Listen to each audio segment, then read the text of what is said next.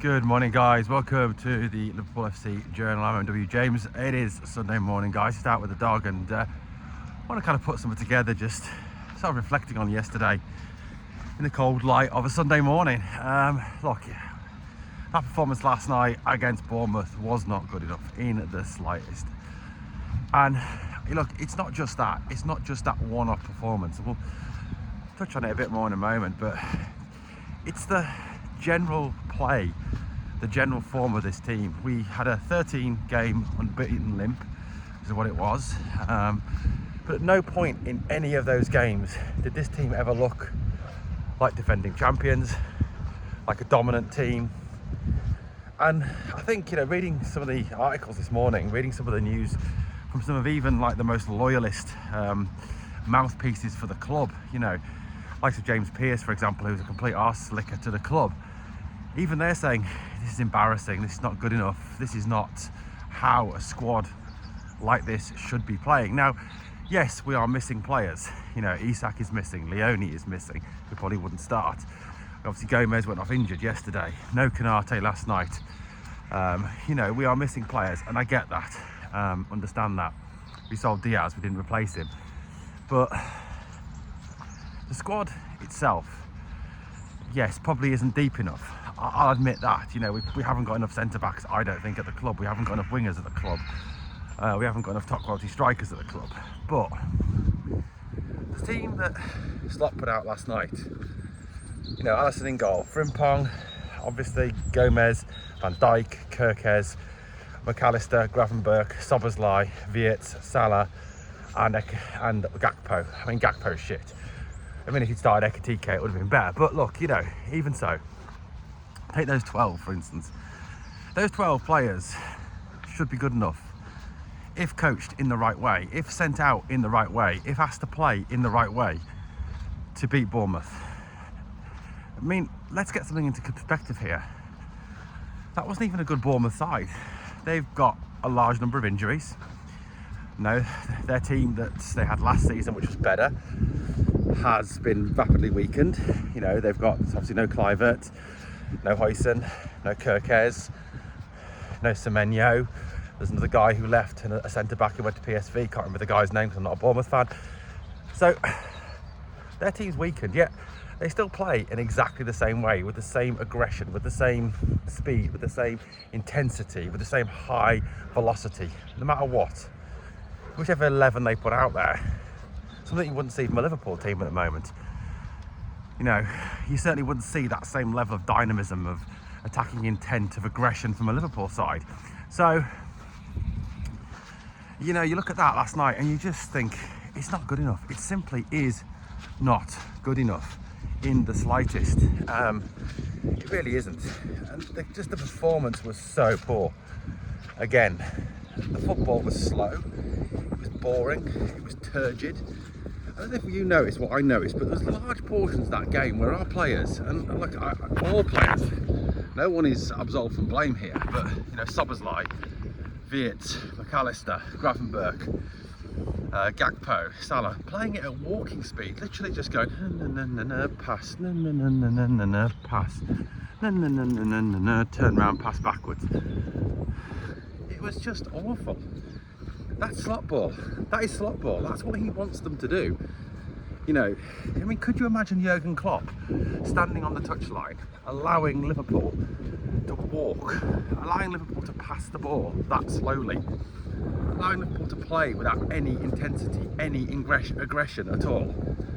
Klopp would be going absolutely fucking bananas on the touchline. He would be going berserk. He probably is at home. He's probably sat at home going, what the fuck is this? In German, obviously. But, it is just absolutely dire. And at no point have we ever, even in this unbeaten run that we've been on, looked convincing. What game can you remember where we have put teams away and the last 5-10 minutes of a game has been easy? What game can you remember?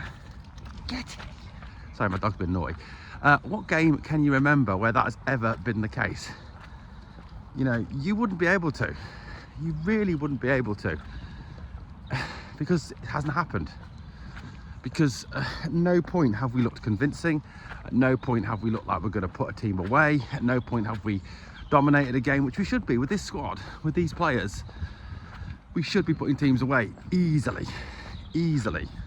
but we're not. We're struggling to beat teams. I mean, look, chances to win the Premier League are done.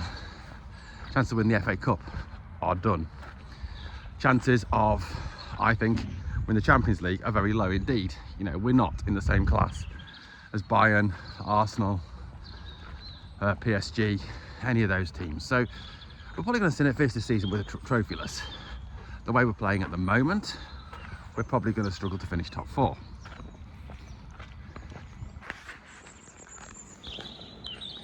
So what happens? Hi, morning. So what happens, guys? You know, look, realistically, what happens? Because it isn't good enough. It really isn't good enough. And look, there's a real chance we miss out on Champions League football, because you look at this, you look at the way we're playing, and Man United are improving under Carrick. They're getting a new manager bounce. Chelsea, you know, again, new manager bounce. Perhaps we'd get that, you never know. But at the end of the day, this team doesn't look like it's going to finish 4th or 5th. It looks like it could be 6th, 7th even. And now, can FSG really gamble with that? Gamble with losing all that money? I don't think they can. They really can't. If we don't qualify for the Champions League, then it's going to have huge financial implications for the club going forward. It will certainly restrict spending next summer. It will certainly restrict the players we can bring in, and it will restrict any chance at squad depth. Now, this whole squad depth question, now I don't know whether that is Richard Hughes and Michael Edwards not prepared to commit the money, not prepared to commit the funds, or whether that's Arne Slot wanting this small squad, wanting this little tiny squad that he's got. Now, he has in the past spoken about wanting that smaller squad. And then he has the nerve to stand there after the game last night and moan about the players being tired. Well, Arne, that's down to you, because you don't trust the players on the fringes. You won't use Nioni, you won't use Rio, only for about 20 minutes here and there. You won't use Chiesa. Yes, I know he was out injured yesterday. You've chased Harvey Elliott out of the club. You know, at the end of the day, you've done this to yourself. You've done this to yourself. And, you know, he has a lot of blame. And like I said, I don't know whether Richard Hughes has played a part in this or not, because I'm not privy to those discussions. But I'm just going off what Arne Slot has previously said. And, you know, all these so-called experts on these big fan channels can point out, oh, it's not just Arne Slot, it's this, it's that, it's the other. But they're going to do that because they want their access, they want their club, they want the club on their side. At the end of the day, it's all about keeping Liverpool Football Club on side, and they're not going to say anything to criticise the manager of the club because they're such brown noses, they're pathetic. In fact, Anfield Agenda is the only big channel I will watch. The other ones are just brown-nosed channels. That's all they are. They're official propaganda arms of Liverpool Football Club. So, where do we go from here, realistically? For me, Slot's got to go. He has got to go. And the fact he's still in post is just ridiculous. I mean, you genuinely wonder what Richard Hughes and Michael Edwards are watching. And people talk, well, previously about, oh, we'll sack him. Well, what's the alternative? What's the alternative? Xabi Alonso's out of a job now, guys. We'll do a better job. And don't give us this shit. Absolute shit. That, oh, you know, Slot beat him twice. Well, if we're going to use that argument, then Nuno Espirito Santo should be the Liverpool manager because he took 4 points out of 6 off Slot. Keith Andrews should be the Liverpool manager because he beat him this season. Peter Bosz, the PSV Eindhoven manager, should be the Liverpool manager because he's beaten Slot twice. So that argument's just a ridiculous argument trotted out by the Slotites to try and justify keeping their boy. The club are heading backwards at a rapid, scary rate of knots under this manager, playing dire football, boring football, and unconvincing, predictable football. Even if Xabi doesn't want the job until the summer, which is a possibility, you know, I'll give you that, it's a possibility. I would take Gerrard until the end of the season. But I tell you something, there is not a chance in hell that Gerrard would allow the players to go out and play with that half-arsed, can't be bothered attitude, don't want to fight, don't want to battle attitude that you see from the club, from our players on a regular basis. You certainly wouldn't see that with Gerrard there. He wouldn't allow it, just would not allow it. So something's got to change. And it needs to change sooner rather than later, because honestly guys, if FSG allowed this to continue, if Hughes Edwards allowed this to continue, it only goes one way.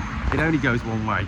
Liverpool miss out on the Champions League, end the season trophyless, and then we sit here in the summer going, well, we can't afford this player, we can't afford that player, and we then got to start rebuilding completely. Down to a manager who is destroying this club. Jurgen Klopp built this club up to be one of the greatest clubs in Europe again, and Arne Slot is slowly tearing it down. We've won 5 times since September in the league. 5 times. That's it. Even if you take the whole league season, we've got 10 Premier League victories out of 23. Less than 50% win ratio in the Premier League this season. Since when has that been acceptable for a Liverpool manager? Never. Never. And you can argue, well, we're 4th at the moment, etc, etc. But history will tell you this is a poor Premier League. That any other season we would not be in 4th place with this number of points. Guys, it's got to change, and it's got to change soon, because if it doesn't, I fear for the future. I really do. Let me know your thoughts in the comments.